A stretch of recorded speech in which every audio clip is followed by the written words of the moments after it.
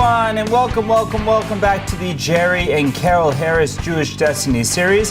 I am your host, Rabbi Pinchas Landis, and let's jump right in and study some Jewish history together. So continuing from where we left off last week, we are discussing the life of the Rambam, who we have so much information of because of the Cairo Geniza, where many of his correspondences were preserved, and through that we were able to piece together so much of his life. So the Rambam had a tragedy that befell, and that was when his brother David had passed away. David led the family business and sustained the Rambam and made it that he could be a full-time scholar.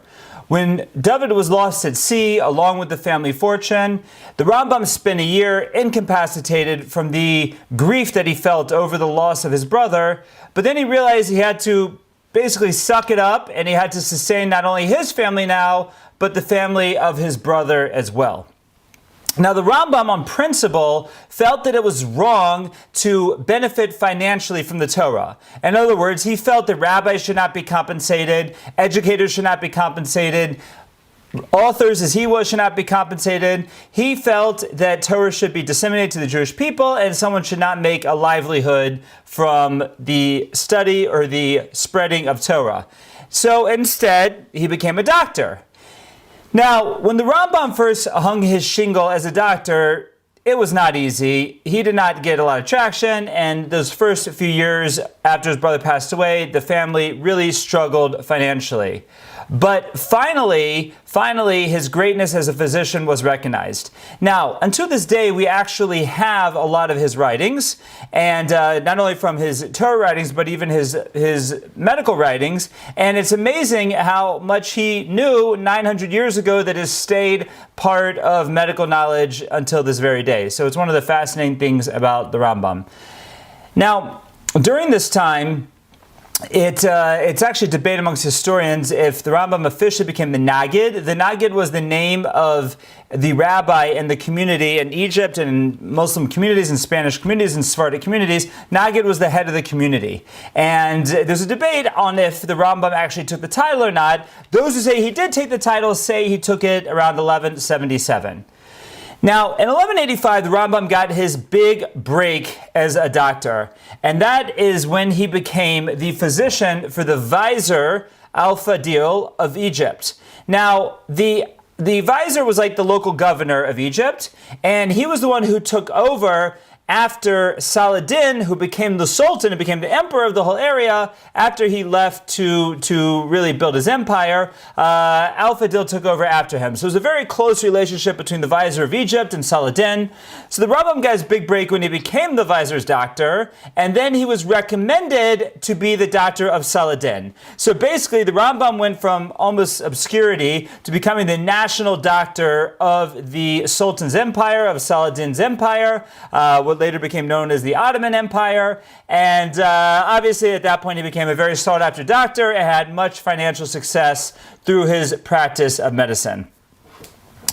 Now, the Rambam, beyond losing his brother, had a lot of other tragedies. His wife died young. He lost 2 children. Then he remarried, and he had one son from his second marriage. His son from his second marriage, his name was Avraham, known to us as Avraham ben Rambam. And the one misfortune that Avram ben Rambam had is that his father was the Rambam, meaning he, in his own right, is a great scholar and probably would have been regarded as even a greater scholar if it wasn't that his last name was Ben Harambam. It wasn't that it wasn't that he was the Rambam's son. But be it as it may, he was also considered a tremendous scholar, and we're going to see he contributed greatly to the legacy of the Rambam himself. So, as a doctor, here the Rambam is juggling many things. He's the national doctor in the empire. He has a new young family. He is still trying to write. He's the chief rabbi of the community, either officially or unofficially. He obviously had a quite heavy workload, and at this point, he's not a young man by any way, shape, or form. Now, we have another letter that the Rambam wrote from this time in his life just to show the tremendous workload and fatigue that he endured to be able to do everything that he did. Again, we read this letter and we're just in awe of the life that he led. Says the Rambam on his day. I dwelt at Philstat. Again, remember that is Cairo. The old city of Cairo. It's far away from the main city of Cairo. So he says, I dwell in Philstat, and the Sultan resides at Cairo. These two places are 2 Sabbath day journey from each other. Again, in those days. My duties to the Sultan are very heavy. I'm obligated to visit him every day, early in the morning, and when he or any of his children or any of the inmates of his harem are indisposed, I dare not quit Al-Kahira, but must stay during the greater part of the day in the palace. It also frequently happens that 1 or 2 royal officers fall sick, and I must attend to their healing. Hence, as I rule, I repair to Cairo very early in the day, and even if nothing unusual happens, I do not return to Philstat until the afternoon. Then I am almost dying with hunger. I find the antechambers filled with people, both Jewish and Gentile, nobles and common people, judges and bailiffs, friends and foes, a mixed multitude who await the time of my return.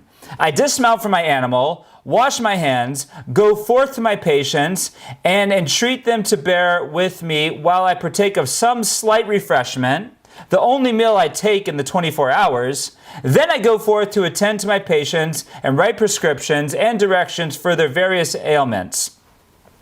Patients go in and out until nightfall, and sometimes even, I solemnly assure you, until 2 hours or more in the night. I converse with and prescribe for them while lying down from sheer fatigue, and when night falls, I am so exhausted that I can scarcely speak. In consequence of this, no Jew can have any private interview with me except on Shabbos. On that day, the whole congregation, or at least the majority of the members, come to me after the morning services when...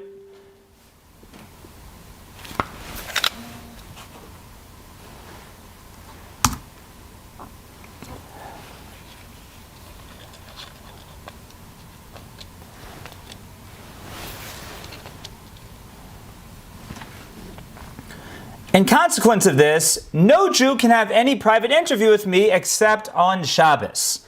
On that day, the whole congregation, or at least the majority of the members, come to me after the morning service when I instruct them as to their proceedings during the whole week. We study together a little until noon when they depart. Some of them return and read with me after the afternoon services until evening prayers. In this manner, I spend that day. So it's fascinating because it seems like the Rambam spent 6 days a week fully engaged with his medical practice and only engaged with the Jewish community on Shabbos, and during that time had the influence that he had. So, you know, what's beyond miraculous about this, I mean, you read this and you're like, what do I do in a day? But what's beyond miraculous about it is it was during this time period that he wrote 2 of his major works. If you remember from last week, we talked about how his first major work was written when his brother was still alive, when he was a full-time scholar. That was his commentary to the Mishnah. During this time, he wrote the Mishnah Torah, also called the Yad HaChazaka, and Mar Nevuchim. Now, these writings were remarkable in many ways, and we're going to talk in a minute about his 3 major writings. But first I want to talk about a conflict that he had, and that was a conflict with Babylon. Now, if you recall from previous sessions, it was clear that the centrality of the Jewish people was no longer in Babylon. Even the Gaonate, the leadership of the Gaon, ended in 1038 with Rav Hai Gaon. But you know what? The only problem is no one told the Babylonians. So from that time until the Rambam, which is about over about 150 years later, there was no major leaders in the Jewish world. Again, we had Rashi shortly before, and now we have the Rambam, who's having even a wider spread throughout, especially the Sephardic world. And the rabbis who are left in Babylon get a little bit ruffled by this, because they say, one second, we're Babylon, we're still the center of the Jewish world, and here we have this Rambam who seems to be taking a position like he's in the center of the Jewish world with all his correspondences and his responsa and the positions that he's taking, and there was a little bit of a conflict during during this time period with the Rambam and the central authority in Babylon. And we also, within Fulstad and Cairo, we see that there's conflict with the Karaites. There was a large Karaite community there, which might have been one of the reasons why the Rambam even moved there in the first place.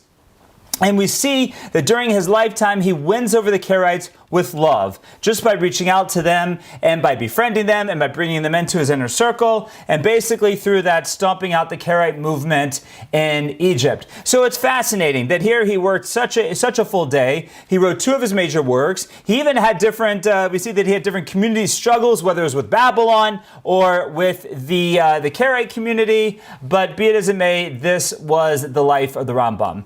Now, I want to take a moment to delve into the Rambam's 3 major works and kind of explain to you why they were so significant, why they were so innovative in the Jewish world. The first, which we said was written earlier in his life, was his commentary to the Mishnah.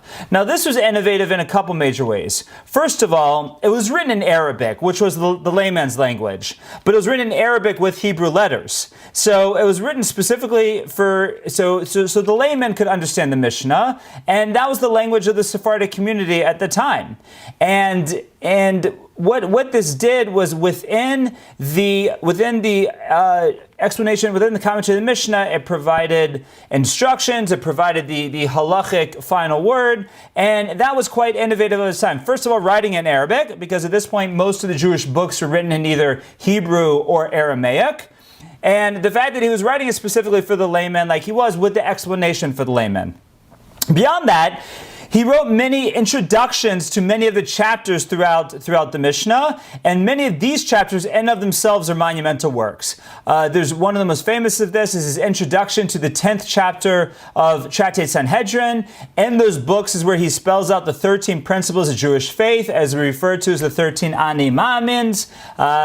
Again, the Rambam didn't write the Animans, which were the shortened version, but if you want more about that, see my class on You Might Be a Heretic when we delve into the 13 principles. But those were an introduction to one of the chapters of the explanation of the Mishnah. So very monumental work in many ways. Now, his second major work was the Mishnah Torah. The Mishnah Torah is also called the Yad HaChazaka, the strong hand, and one of the reasons it's called the Yad HaChazaka is because Yad are the Hebrew letters Yud and Daled, which have the gematria, the numeric value of 14, and there were 14 volumes to the Mishnah Torah. The Mishnah Torah is an encyclopedic work covering all topics of Jewish law and philosophy, and this was his major step and the major step in the Jewish world to codify the Talmud. Because the Talmud is not organized by subject, it's not easy to find things in the Talmud. This was a way to organize things by book, by subject, by chapter, and make them easy to find, make the final word, codify the halacha, and it was organized to perfection. It summarized everything. In fact, the Rambam even writes in the introduction to Mishnah Torah that now that his book is complete, all you need is the Chumash and his book, and there's no need for any other Jewish books. Now, the Almighty, with his divine sense of humor, made it that there's no book that has spawned off more commentaries than the Rambam's Mishnah Torah, but he wasn't exactly saying all the books can fall to the wayside. He was saying that you will have all the general principles of what it means to be a Jew by looking at the Chumash and looking at Mishnah Torah. He was not, God forbid, saying the Talmud and Talmud study has no place in Judaism. That was not his point. His point was that everything was codified, everything was there, and that's where you can find it in encyclopedic form. And now this time he wrote in Hebrew, but he wrote it in very clear, easy to understand Mishnaic Hebrew. And this book was also a revolution. Revolution in many ways. First of all, it was the first major step towards codification in this way. Second of all, it included all of the philosophies and many almost we would say Kabbalistic ideas throughout the book, or in certain sections of the book, the philosophical sections of the book. And one small controversial issue is he didn't write any sources anywhere. Now he originally did this because he didn't, even though he was writing in Hebrew, he did not want it to be a scholarly work, he wanted it to be an accessible work, work, and he felt that writing in sources would bog it down. It's recorded towards the end of his life after it was published. He did regret not writing sources, and that was one of the things his son, Avram ben Rambam, added to the book later as he went back and retroactively put all of the sources in. That was something that he did, but we don't have that work today. It's referenced by other works. We don't have that work directly. So this is the Rambam's Mishnah Torah. Now, the third major work that he wrote is a book called Mar Nevuchim, which is often translated as Guide to the Perplex. This, again, is written in Arabic, and it was written because there were many Jews in Egypt who were leaving Judaism because the Muslim world was very enticing at this point with the philosophy and the literature and everything that went on in the Muslim world. So the Rambam wanted to write his own literature for those people in a language they'd understand, and it was for those who needed a rationalistic approach that could answer for Aristotle. Because Aristotelian philosophy was still the leading philosophy in the world at that time. And for these people who were having philosophical questions on Judaism, that was where the questions were coming from. They were Aristotelian questions. So it's an Aristotelian work, if you will. Now, for us, it's not so relevant. Scholars love it, but it was a major work in its day. Now, when the Rambam started to publish his works, between writing in Arabic and summarizing Torah thoughts and trying to make these things very accessible, it was a revolution. And quite often, or as is almost often the case, when there's a revolution, there's going to be people who don't like it. And we see within the Jewish world, there are many people who didn't like the Mishnah Torah. They didn't like the concept of codifying and turning the Talmud and the Talmudic work into an encyclopedia. And there were those who mounted a protest against the Rambam. Now, most of this was post-mortem. Most of this is after he passed away. And one of the leading rabbis in this protest against the Rambam was a rabbi by the name of Avram Minahar from Montpellier, France, and also the people in Babylon who felt that the Rambam was taking his supremacy. And one of the most famous people that was involved with this post-mortem fight or protest of the Rambam was a rabbi by the name of Rabbeinu Yonah. Now, this protest, if you will, went throughout the Jewish world, and in fact, Rabbeinu Yonah was one of the people who would go all around the Jewish world and preach against the Rambam, and preach why his writings should not be accepted and should not be in a Jewish library. And as is often happens in the Jewish world, you might have intellectual protests. You might have protests at a certain level, but hotheads have their way, and there are many book burnings of the Rambam after this protest. So it was Jews, at the time, legitimate arguments on the Rambam, and it led to Jews burning the books of the Rambam. Now, this eventually stopped when, in the year 1250, King Louis IX of France it recognized the Talmud as the source of Judaism, as the source, the reason why Jews weren't converting to Catholicism. And he ordered that all the Jewish books, especially all the editions of the Talmud throughout France, should be collected and should be brought to the plaza outside of Notre Dame and should be burnt. In total, 24 cartloads of the Talmud and other writings were collected and were burnt outside of Notre Dame in France. And because of this, the Pope upgraded Louis IX to be Saint Louis IX or Saint Louis. And yes, there's a town in Missouri named after him that no Jew should refer to as Saint Louis. We should call it simply Louis, because the reason he was called Saint Louis was because he burnt the whole, all the libraries of France. And the irony struck many of these rabbis who were protesting against the Rambam. Here, their protests led to burnings of the Rambam's books, and it almost seemed like what we call a mida k'neged mida, measure for measure, that here the church and the king in France come out and burn Jewish books at the same time. Now, Rabbeinu Yonah was very taken aback by this. This resonated with him, and he realized through this that his whole approach and his whole protest of the Rambam was wrong, and therefore he made it his life's work to basically do tshuva, to repent for what he had done. And he attempted to go back to every single place where he had spoken out against the Rambam to speak in favor of the Rambam. And he even wrote a book of repentance to show that he was so distraught and trying to do tshuva for what he had done. And that book is one of the famous Musar works known to us as Sharei Tshuva, the Gates of Repentance. So the Gates of Repentance was written in Rabbeinu Yonah's attempt to do tshuva, to repent, if you will, or to correct what he had done against the Rambam, what it had led to, both in the burning of the Rambam's books and what they looked at as a little mida connected mida, measure for measure, and the burning of all the books in France, especially the Talmud and the Talmudic works. Okay, so the Rambam passes away in Egypt. And like we said, after really making a revolution, after saving Egypt from the Karaites, after writing these 3 monumental works, that at least 2 of which are extremely monumental until this very day, and at the end of his life, he is actually buried not in Egypt, but he is buried in the city of Tiberia. If you go to the city of Tiberia, of Tiberias in Israel today, you will notice in the middle of the city there is a beautiful structure above the tomb of the Rambam, and Jews go to visit it on a daily basis. It's considered one of the holy sites of Israel. And there's a lot of debate and discussion as to why the Rambam wanted to be buried, not necessarily in Israel, but at least be buried in Tiberia of all places. The most prominent answer is that Tiberia was one of the last resting places, one of the last locations of the Sanhedrin, of the great Jewish court, and it was the Rambam's way of saying that when the resurrection of the dead comes, he wants to be there ready to join the Sanhedrin.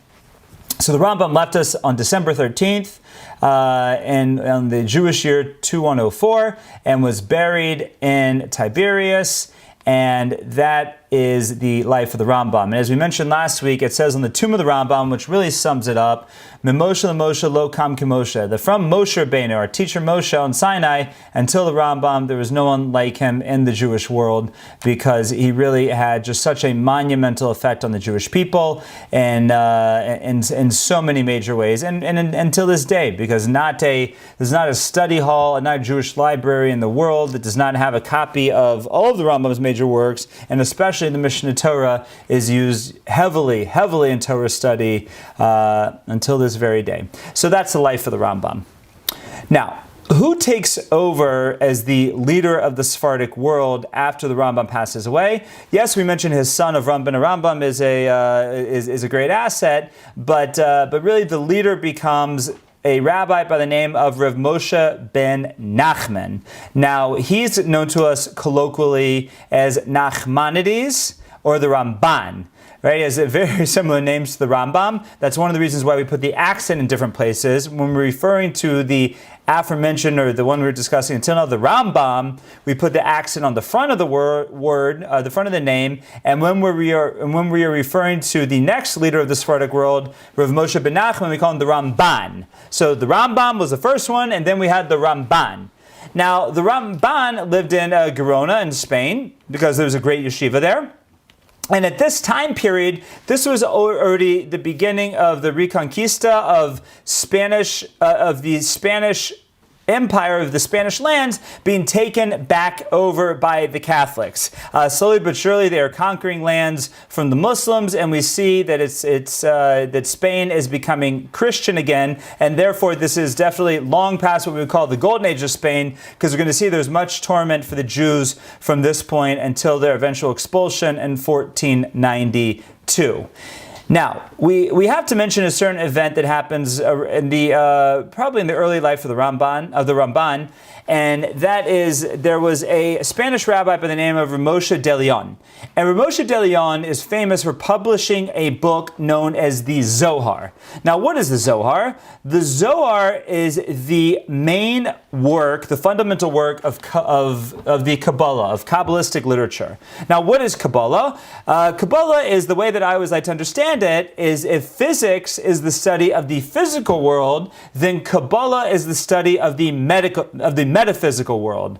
or it's showing how God really interacts with the world, how the spiritual world and the physical world, the spiritual realm and the physical realm interact with one another. That's what Kabbalah is. It's often called Jewish mysticism. It's sometimes called Jewish philosophy. All these different names are true and really don't do justice for what it really is. But the fundamental work of Kabbalah is the Zohar, which the Zohar is written according to the 5 books of Moses, according to the weekly parshas, and talks about all of these Kabbalistic ideas.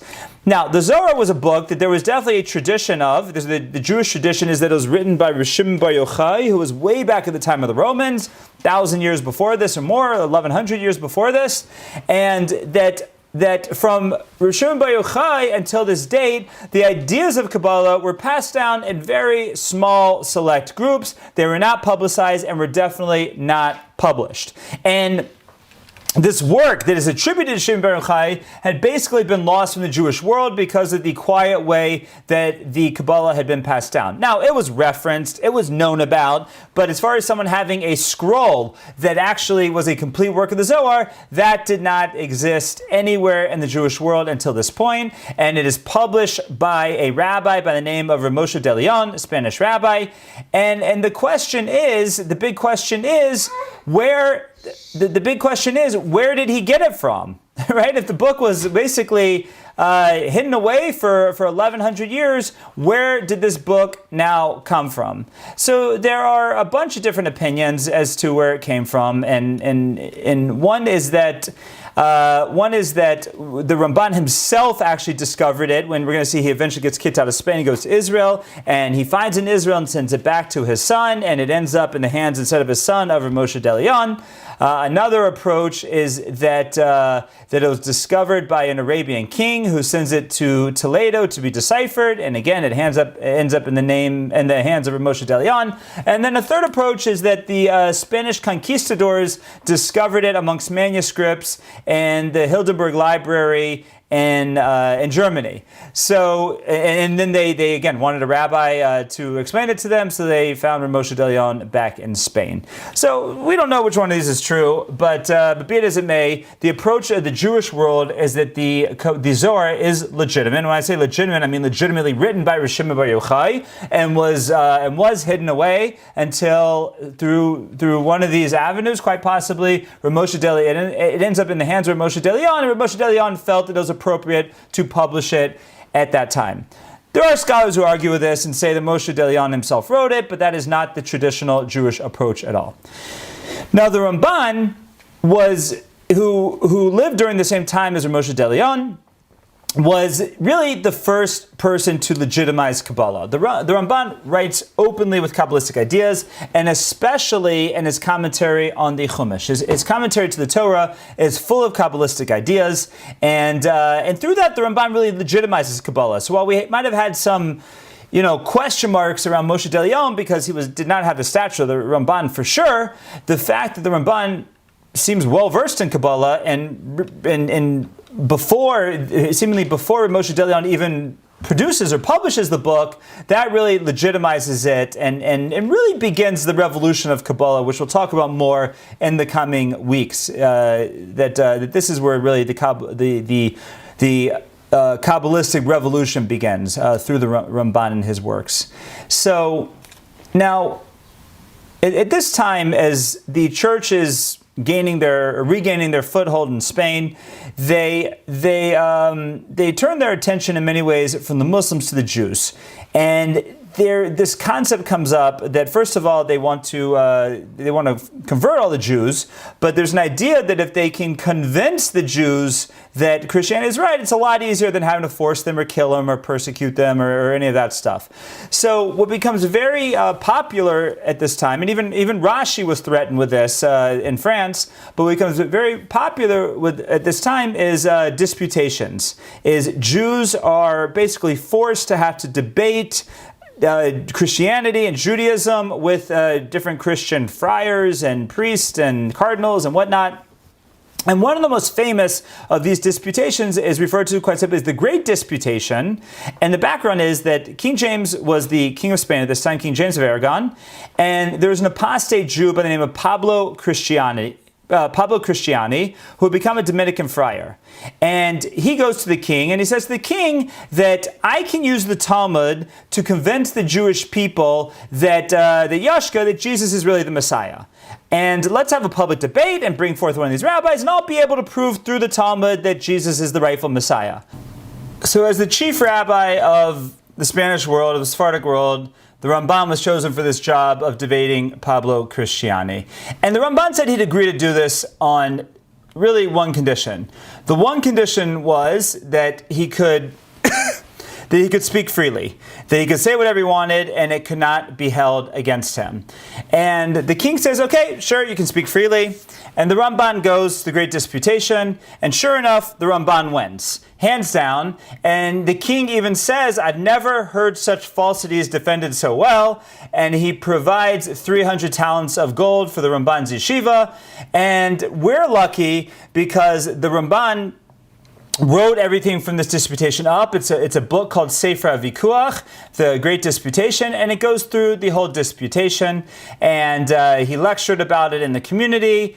Now, the Dominicans obviously did not like the fact that the Ramban won, that they embarrassed them.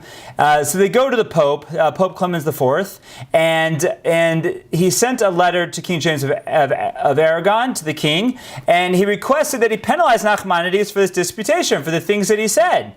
And now the problem is, the king said, 1 second, I promised him freedom of speech, I can't do anything to him. So instead they found loopholes and said, well, the fact that he wrote into a book and he spoke about in his synagogue, and in the end, it's really a situation where the Ramban might have won the battle, but he lost the war. And because of this, he is forced out of Spain. And when he is forced out of Spain, he goes to the land of Israel.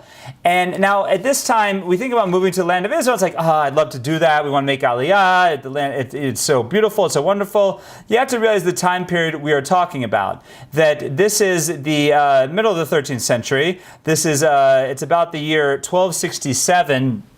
When the Ramban immigrates to Israel. And at that point, Israel had been ravaged by 3 crusades. The country was not in any great shape, and there had been no major Jewish presence there in almost 700 years. In fact, the Ramban even writes that when he got there, he needed to collect people to make a minyan and basically bribe them to move to Jerusalem, because he said there was a Shabbos minyan that met in someone's house, but he essentially builds the community of Jerusalem. He builds a synagogue known as the Ramban Shul, Nachmanides Shul, and it stood actually from that time, 1267 or whenever he built it, until 1948, when our Arab cousins, with their great love and respect for antiquity, destroyed every single synagogue in the old city of Jerusalem at the time of the when they conquered the old city at the time of the Independence War, and we'll talk more about those in coming weeks and months.